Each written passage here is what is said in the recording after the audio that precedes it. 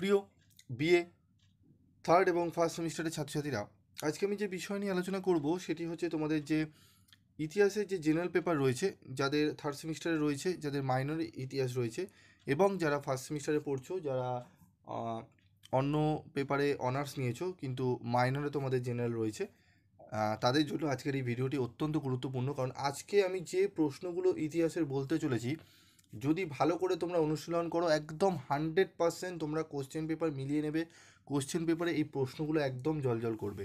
আর PV study ক্লাসে suggestion মানেই কম প্রশ্ন থাকবে, বেশি প্রশ্ন কমন আসবে। তোমরা যদি বিশ্বাস না হয়, তোমরা প্রিভিয়াস যদি ইয়ারের ভিডিওগুলো দেখো, বিগত 5-6 বছরের প্রত্যেকটা ইতিহাসের এডুকেশনের প্রত্যেকটা ম্যাক্সিমাম সাবজেক্টেরই 100%-এর উপরে কিন্তু কোশ্চেন কমন আসে। এবং তোমাদের যারা দাদা দিদি রয়েছে, যারা পুরনো পিভি স্টাডি ক্লাসে ফলো করে এসছে, তাদের জিজ্ঞেস করবে যে পিভি স্টাডি ক্লাসে সাজেশান মানে 100% কমন থাকবেই। তো চলো দেখে নিই আমাদের কী কী প্রশ্ন রয়েছে। তো আমাদের সাবজেক্ট হচ্ছে history of Indian for the earliest time to C 300। তো প্রাগৈতিহাসিক যুগ হইতে 300 খ্রিস্টপূর্বাব্দ পর্যন্ত। অধ্যায় 1 থেকে আমি পুরো চ্যাপ্টার ওয়াইজ তোমাদের সাজেশান দেবো, যাতে তোমাদের অসুবিধা না হয়। প্রত্যেকটা অধ্যায় থেকে কোন কোন প্রশ্নগুলো গুরুত্বপূর্ণ এবং কোন প্রশ্নগুলো প্রিভিয়াস ইয়ারে এসে গেছে সেগুলো আমি তোমাদের মার্ক করে দেবো। তো ভিডিওটি অত্যন্ত গুরুত্বপূর্ণ হতে চলেছে তোমাদের জন্য। তো তোমাদের দেখে নাও 10 অথবা 20 নম্বরের প্রশ্ন তোমাদের কী কী আসতে পারে।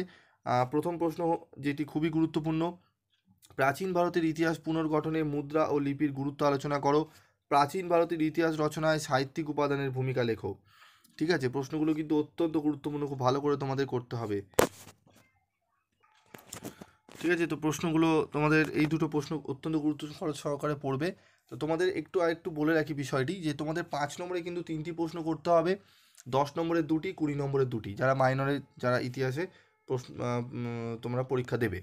ঠিক আছে, এই 2টি প্রশ্ন একদম গুরুত্ব সহকারে করবে ফার্স্ট সেমিস্টারের ছাত্রছাত্রীরাও, থার্ড সেমিস্টারের ছাত্রছাত্রীরাও।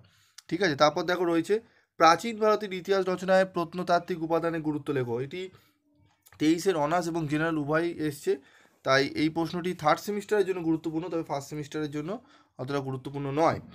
তারপর রয়েছে দেখো প্রাচীন ভারতের ইতিহাসের উপাদান হিসাবে বৈদেশিক সাহিত্যের গুরুত্ব আলোচনা করো। এই 4টি প্রশ্ন যদি ভালো করে তোমরা করে নাও, 10 এবং 20 নম্বর ফার্স্ট চ্যাপ্টার থেকে তোমরা 100% কমন পেয়ে যাবে। একটি 10ও পাবে এবং একটি 20 নম্বরও তোমরা পেয়ে যাবে। তারপর দেখো 5 নম্বরের প্রশ্নগুলো দেখে নেবো।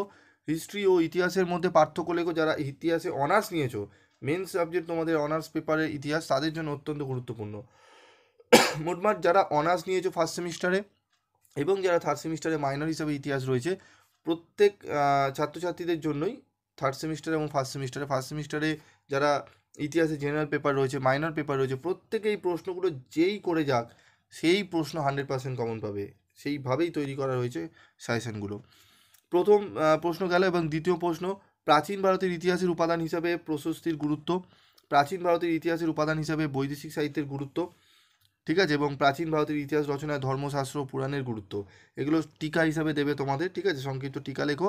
এইভাবে তোমাদের কিন্তু দিয়ে দেবে, যে কোনো 3টি প্রশ্ন 5 নম্বরে অ্যাটেন্ড করতে হবে। প্রাচীন ভারতের ইতিহাস রচনায় মুদ্রার গুরুত্ব। প্রাচীন ভারতের ইতিহাস রচনায় প্রত্নতান্ত্রিক উপাদানের গুরুত্ব। 23-এ জেনারেলে এসেছিল। ঠিক আছে, প্রশ্নগুলো ভালো করে মার্ক করে নাও। প্রাচীন ভারতের ইতিহাস রচনায় সাহিত্যিক উপাদানের গুরুত্ব। এই 7টি প্রশ্ন যদি তোমরা ভালো করে নাও, একদম তোমরা এখান থেকে 5 নম্বরের 1টি থেকে 2টি প্রশ্ন তোমরা কভার করে নিতে পারবে। ঠিক আছে, তাই বলবো যারা এই 7টি প্রশ্নই করে নিতে পারবে খুবই ভালো। তবে যারা জেনারেল পেপার এবং মাইনর পেপার রয়েছে, তাদেরকে বলবো 2 নম্বরের প্রশ্নটি খুব ভালো করে পড়বে, 4 পড়বে, 5 পড়বে এবং 7 পড়বে। এই প্রশ্নগুলো পড়বে, একদম তোমরা নিশ্চিন্তে থাকবে, তোমাদের পরীক্ষা খুবই ভালো। আর বলবো তোমরা উত্তরের কোয়ালিটিটা খুব ভালো মতো নেবে, টু দি পয়েন্ট অ্যান্সার।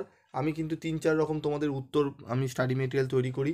কোনো স্টুডেন্ট যদি একটু মানে ভালো নাম্বার তুলতে চাই, যে স্যার আমরা 90+ তুলবো এবং আমাদের উত্তরের কোয়ালিটি উত্তর একটু বড় থাকলেও বা কোনো শব্দ টাফ থাকলেও কোনো অসুবিধা নেই, আমরা ডেটা বেশি করে দেবো, তাদের জন্য আলাদা নোট। এবং যারা মনে করছে না স্যার আমরা অত পারবো না, আমরা মোটামুটি 50-60 এরকম আমরা নাম্বার তুলতে চাইছি বা 70+ তুলতে চাইছি, আমাদের একটু সোজা সরল করে যদি লেখা থাকে তাহলে খুবই ভালো হয়, তাদের জন্য আমি নোটস বানিয়েছি। ঠিক আছে, তো তোমরা যারা কালেক্ট করতে চাও, অত্যন্ত সামান্য রেমুনারেশনের বিনিময় তোমরা কালেক্ট করে নিতে পারবে তোমাদের হিস্ট্রি একদম কোয়ালিটির অ্যান্সার সহ নোটস, ঠিক আছে।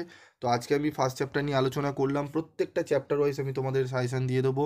তো তোমরা এইটি পড়তে থাকো, এবং তোমরা যদি মনে করো যে না স্যার আমাদের সেকেন্ড চ্যাপ্টার থার্ড চ্যাপ্টারেরও সাজেশান খুব তাড়াতাড়ি দিয়ে দিন, অবশ্যই তোমরা কমেন্ট বক্সে লিখে জানাবে। আজকের মতো এইটুকুই, দেখা হচ্ছে পরবর্তী ভিডিওতে।